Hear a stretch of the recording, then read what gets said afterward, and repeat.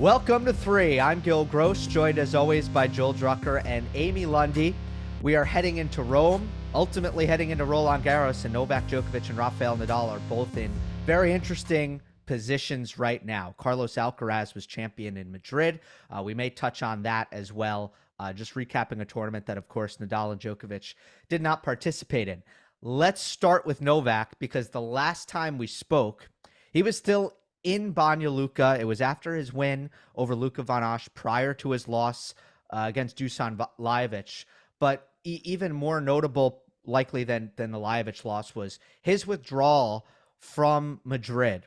And Amy, I'm curious what your read on that was, because I'm just not convinced it was the elbow. Based on what we saw in Banja Luka, I don't think it should be assumed that it was the elbow. I think it might have been about, getting back to form and fitness and training and trying to build up your confidence. But it's kind of an unconventional move, if so.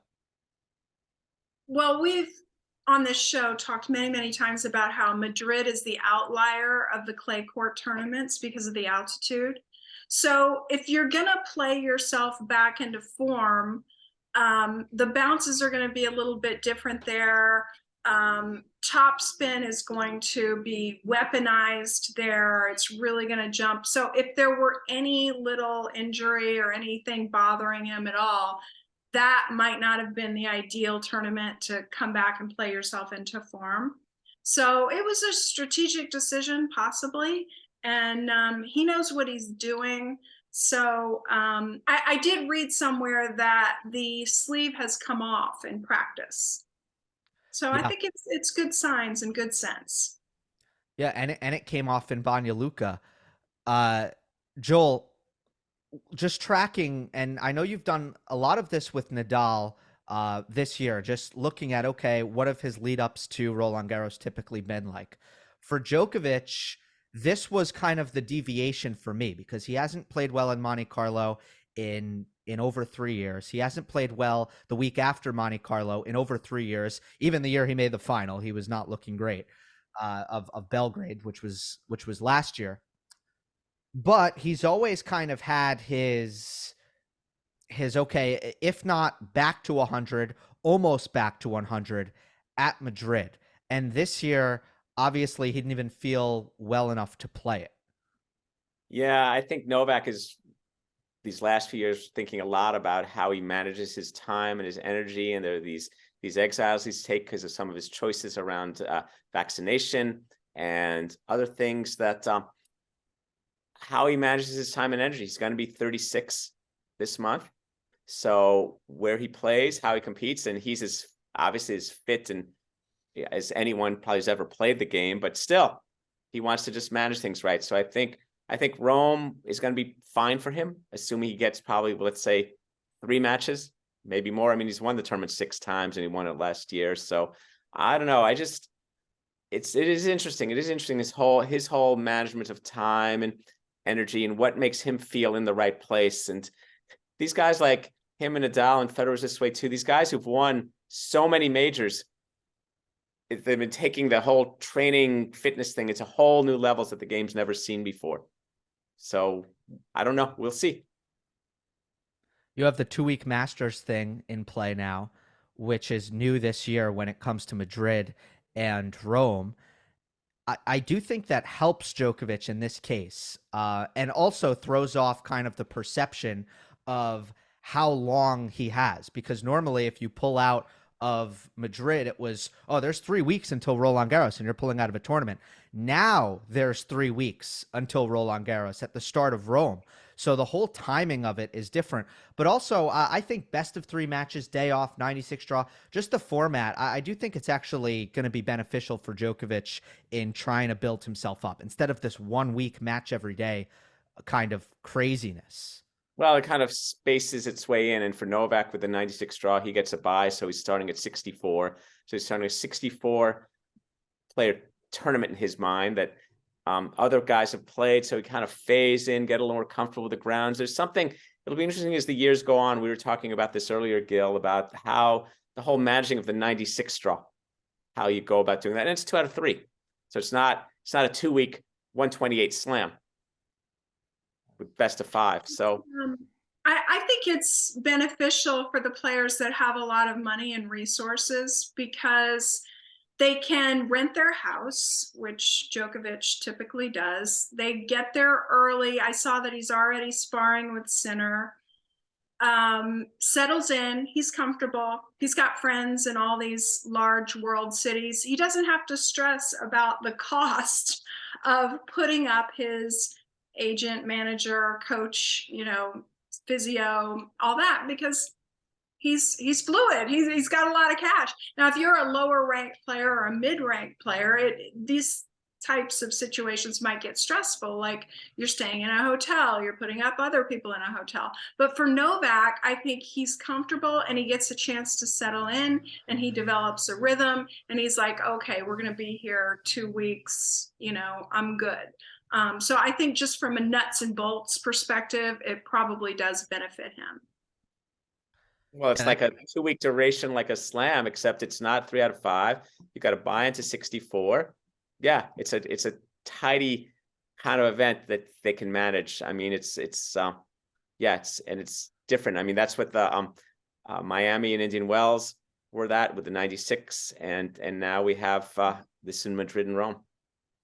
There are more weeks on the road now, so that's a great point, Amy, about the finances of players, because the more time you're spending or in hotels on the road, the higher costs are, and that is a problem for some. Won't be a problem for Novak, but also I think there's some mental health stuff at play, which Djokovic will be very, very aware of, as he always is. He's in tune with his emotions and his mental health, and I'm a little bit worried about the tour if we're gonna spend, instead of 85%, or I'll say 80% of the year on the road, if that ticks up to 93% of the year on the road, and I know those might not be exact percentages, how does that change things because of these longer events? It will keep players away from home more, which is insane because they're already away from home a lot. Another thing, let's get to the draw. Obviously, in the 96 draw, more lower ranked players do qualify and gain entry into the tournament, which was very relevant last week with Jan Lennart Struff. Our favorite. Our guy. How is that our guy, Struff? Prototypical mid-range player that we want to boost, as opposed to the sub 200 level player. Yeah, the big break. That was a big breakthrough. That was a great week. Ultimate lucky loser, and then I wrote about it. I called it the James Bond movie. You only live twice. He gets a lucky loser, and then he beats the guy who beat him in the qualifying. Fabulous.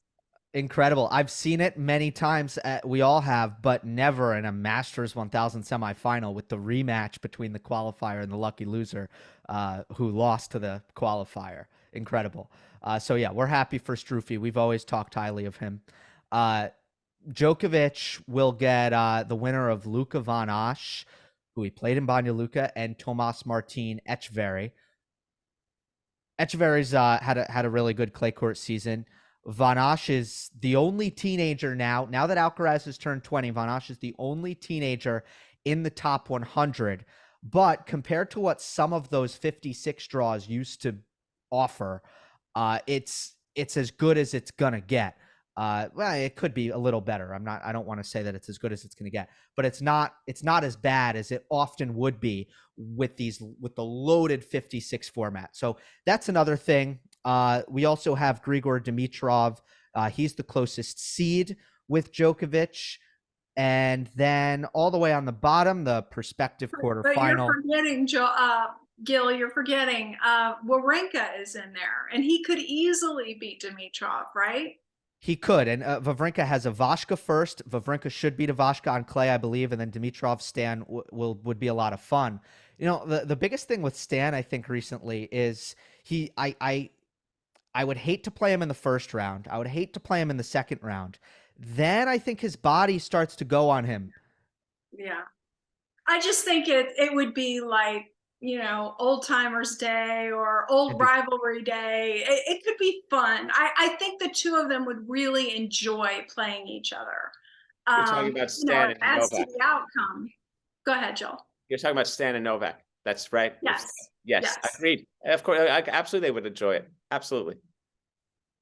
Yeah, and the fans would too. It would be, I mean, rightly so. We think so fondly of the matches, particularly at majors, that Novak and Stan have played. Some of the best matches of the decade were Djokovic and Wawrinka. The way they matched up against each other was, and hopefully will still be, really, really fruitful. You have Runa. He's the seed opposite Djokovic, the number 7. So that's the prospective quarterfinal if the seeds hold. And then a lot of guys trying to get something going in here who are dangerous but have had their struggles. Cam Norrie, since the Golden Swing, hasn't really had a great result. Felix was injured and he's still trying to find his footing. Korda had an even more severe injury compared to FAA. Took a tough loss last week in his first match back. And then you have Kecmanovic as well. Also, Alex de Minaur is the 17 seed. So those are all the seeds in the quarter. Joel, what do you make of that group of names in there? I'm excited to see Korda continue playing. I really like watching the way he plays. But when I think of these players, you start to see how long the tennis year is, and it's already May. I mean, I think you wonder where's the point of maybe of exhaustion going to be for some of these people. Does it come early in the year? A guy like Norrie, who I think is fantastic, but wow, a lot of energy he put into South America to become better on clay. So obviously in hopes of doing well at Roland Garros. Will that mean he has enough, or did he spend all that capital in his quest to do well on clay? And then, of course, and then after that, a guy like Norrie has semifinal Wimbledon points to defend. So there's just a lot of really good players. I think when we're talking about these 96, it'd be interesting to do some kind of economic playing schedule. Like if you're 60 to 90, these 96 draws are really neat, create opportunities to grab points. But if you're 20 to 60, it's a lot of labor and you're trying to peak for a slam. You know what I mean? So how do you manage your time? And I wonder what the players are going to be thinking about the mandatory entry in these Masters thousands. You know, three clay court Masters 1000s before Roland Garros: Monte Carlo, Madrid, Rome. Forget the Novak aspect, who can manage his schedule in a certain kind of way, but the other players and how their whole energy thing. I don't know. It's really complicated. I think it's really complicated because you want to just be just sharp enough for Paris, but not overcooked.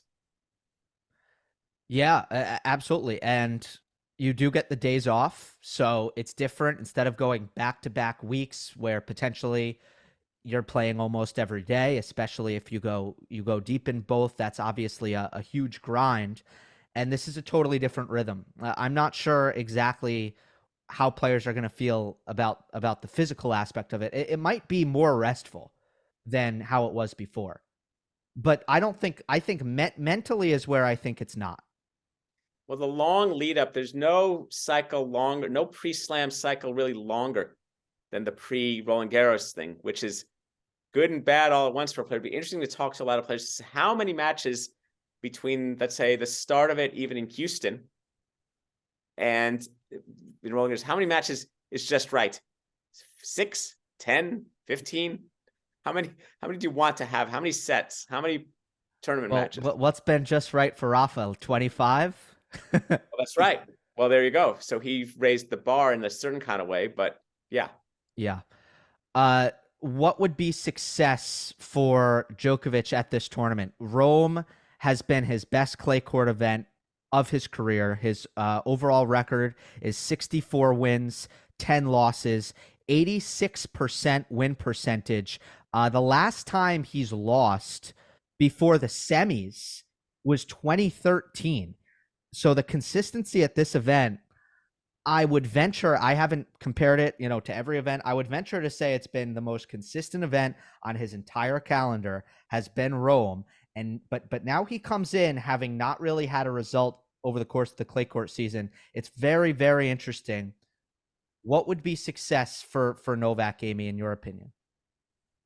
Interesting question. I think making the quarterfinals and playing Runa in the quarterfinals and having a really good high quality 3-set match there, win or lose, really be tested and get into that tense, tight match shape against a young emerging rival. And I do think that Rune has the potential to glide through his end of this quarter, because if you think about it, he's had a pretty doggone good clay season. I think he was in the finals of Monte Carlo where Rublev beat him. He then won the next week in Germany.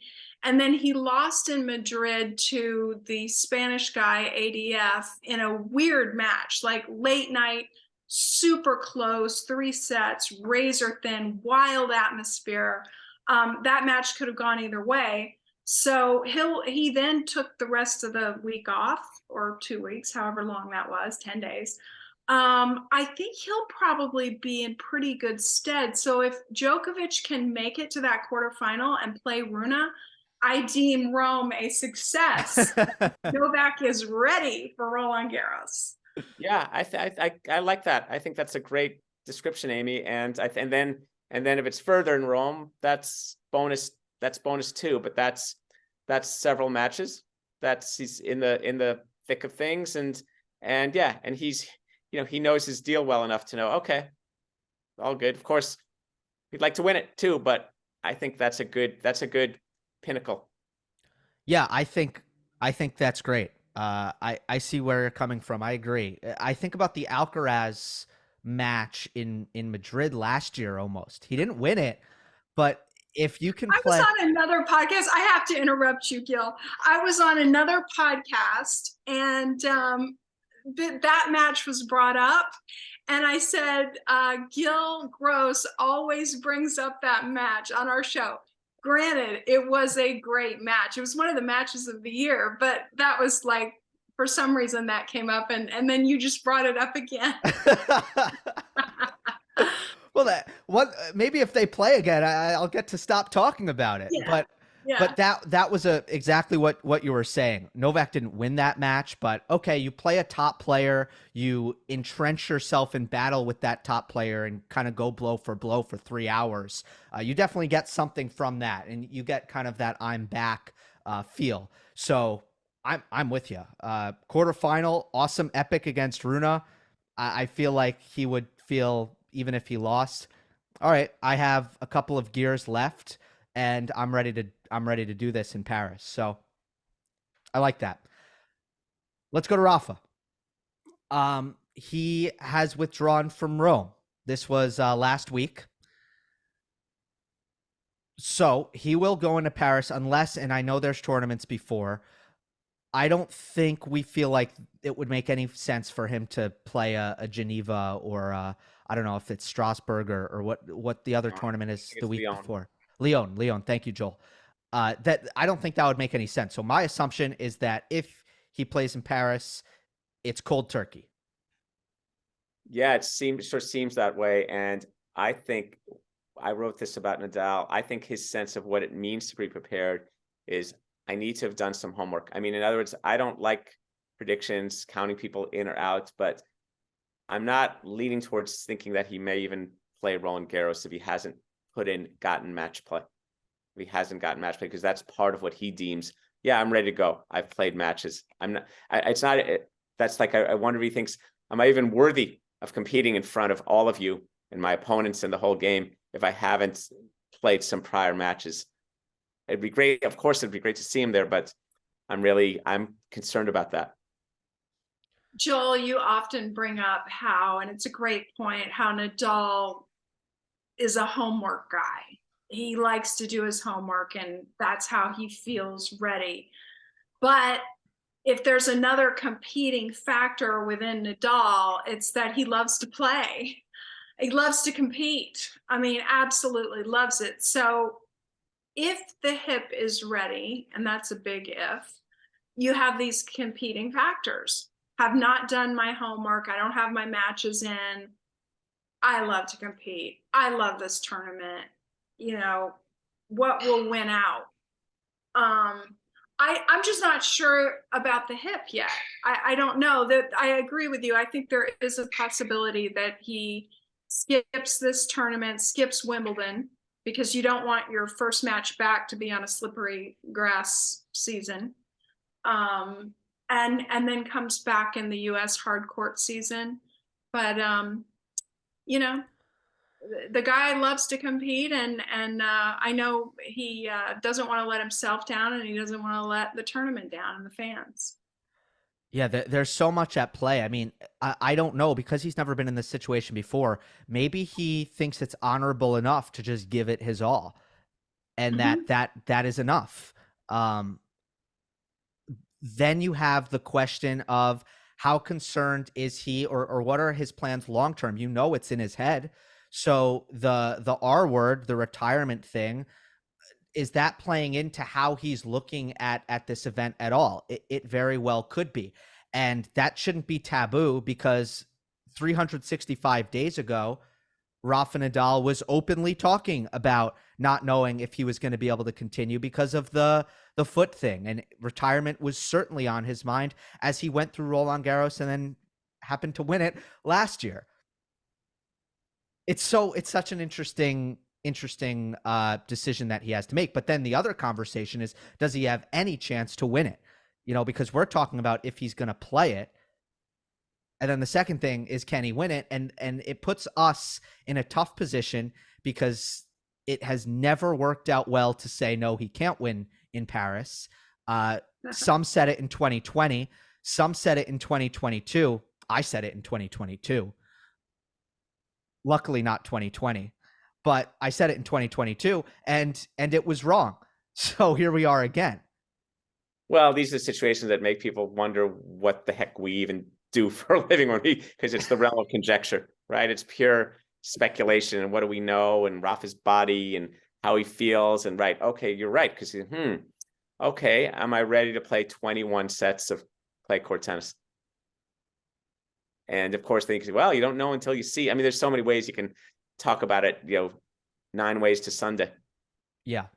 And I'm sure we will have a lot more time to discuss it. It's gonna be We interesting to hope see what he we does. learn stuff. Are we going to see that? Are we going to see a tweet from Rafa hitting balls? Is something going to emerge? Is it going to hear something? But even then, I guess the real thing will be, okay, what's he going to opt to say to the tournament when the gets down to making the draw and all of that other stuff? He's actually been hitting balls for a while. I know you were just saying that tongue in cheek, but it's interesting. He's really been on the court for a while. I just think he hasn't really been running much. So there were also Reminds me, like, Rafa's not much of a social media guy. Like, there's jokes about how he posts upside down pictures sometimes when he does his own posting. But to me, what really struck me is these pictures that have been posted to social media of him working out at his academy. That's what Roger was doing a lot leading up to his retirement. And again, Roger didn't know that he was going to retire until a couple of months before he made the decision. So you could say, no, he was really trying to come back at that time. But the bottom line is, I don't think you can read anything into what's being put on social media other than he's on a court. Yeah.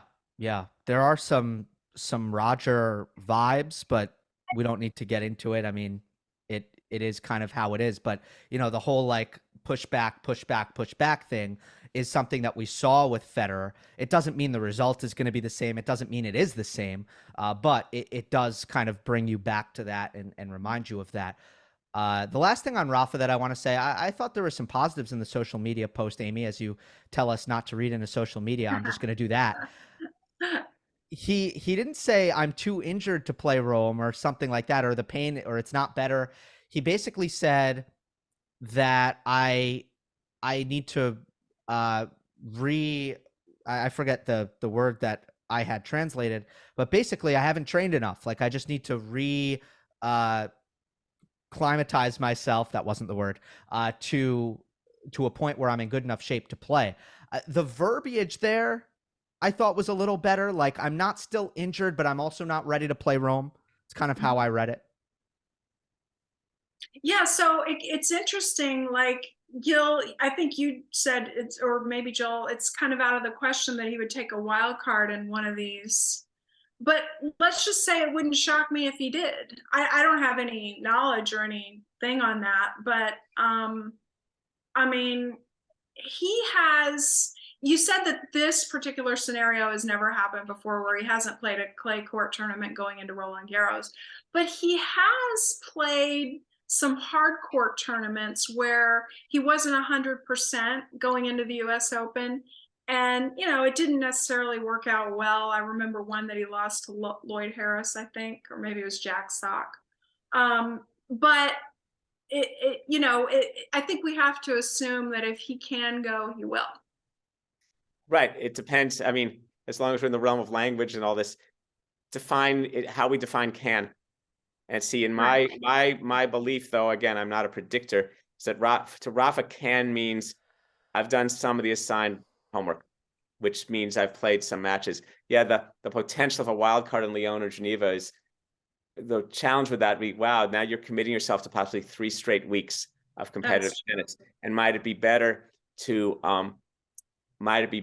just get to Roland Garros, practice, feel familiar, that clay, the familiar clay, all the things that constitute kind of, what getting comfortable when you're planning to spend 17, 18 days in one city for a slam you've won 14 times. I don't see Nadal wanting to take the quick flight from one of those tournaments to Paris and show up Monday morning, and that's what you do when you surprise yourself. Got to the finals, Winston-Salem, get to the U.S. Open. Yeah. Carlos Alcaraz, ending on him. He's 29-2 this year with 4 titles, and there have been health issues. Some of them small, I think, and insignificant, kind of intertwined here. The one at the beginning of the year was certainly significant. He beat Jan-Lennard Struff last week in the Madrid final in 3 sets, and nobody actually pushed him harder than Struff, arguably, except for the first set he played in the tournament, which was Emil Rusevori. But he handled Coric and Khachanov and Zverev extremely easily. Dimitrov was straight sets as well. Joel, what do you make of the Alcaraz dominance right now? Like, what level is he on? Because my big takeaway from the start of the year was, oh, you thought Alcaraz had this great 2022. Well, he's actually better now. I think it's terrific. I think he is just in a great place. I think in a way, as sometimes happens to players, missing a slam at a certain stage of the year, as he did in Australia, might prove beneficial over the long haul, over the year. He also, all the ways he's playing, I'm interested to see how people learn from that. I mean, no one has ever seen a player this young, this complete. I was reeling through my Wayback Machine and thinking about that. And he has so many ways to go about playing. And then the other layer is his zest and love of just being on the court and playing. I mean, it's all a great ride. There's nothing jaded about him. I mean, he is just like, we've been, the big 3, and now boom, here comes this guy who's just lots of charisma and excitement. And so what I think we're all wanting to see, okay, Carlos and Novak, when are you guys going to reconnect? That's kind of interesting. But also, how are you going to proceed through his first, number 1 at Roland Garros and all that? So very, very exciting. I thought the Struff match with Alcaraz was super interesting because you see how someone who serves and volleys, not every point like Cressy, but often, how that type of player matches up against Alcaraz on this surface. And the answer is pretty doggone well. I couldn't believe how many balls were floated to Struff at the net. And he missed some volleys, but he also stuck a great many volleys. And that is a possible key to unlock if you're Holger Rune or if you're Novak, who certainly knows how to serve and volley. We've seen him deploy it. So I thought that was super interesting. And it also, it takes away the drop shot pretty much, doesn't it? Because if you come into the net, then he's less likely to have the chance to deploy that drop shot. So that was my takeaway there. But just in terms of Carlos Alcaraz and who he is, this is going to be a fascinating upcoming stretch here, the next 2 tournaments. The other thing that's interesting, I wrote this the other day, I think he's 20 going to final. Usually a 20-year-old being in the finals of a Masters 1000 would be, wow, a 20-year-old in the finals of a Masters 1000. Oh yeah, Carlos, yeah, okay, you're in another, you know, it was his 13th career final already. He's 20. And the big story was Struff, this lucky loser, getting into the finals. So it's almost like I'm taking for granted some of Alcaraz's skill and ability to do well. I mean, now he's 10-3 in finals. That's pretty good. And just all the data points he's racking up and all that, but also I think even more the diverse, eclectic tennis he's playing and how that's creating all these questions and problem statements for other players to solve. I hope somewhere there's a 12-year-old and his instructor and his parents who are seeing that. Yeah, and I'm confident they are. Joel, you talk about kind of the pedigree already. Think about how big that U.S. Open is when it comes to pressure coming into Roland Garros. If Alcaraz did not win the U.S. Open, there would be a lot more on his shoulders. It's so big for him that he got that 1 instead of the 0. There's a huge difference between those two. So Absolutely. that's a factor. That's right, that he got his first. Right. And now, you know, no one doubts he's going to get a second at some point. And on a. Yeah. And Amy, great point about the serve and volley against Alcaraz. My read on it was the game plan was to let Struff have that play. Otherwise, I think Alcaraz would have moved up, which he does have. He can return from that kind of close return position, which he does on the quicker surfaces. There's probably a conversation, should we do that? And then you give Struff an opportunity to hit aces and to hit service winners.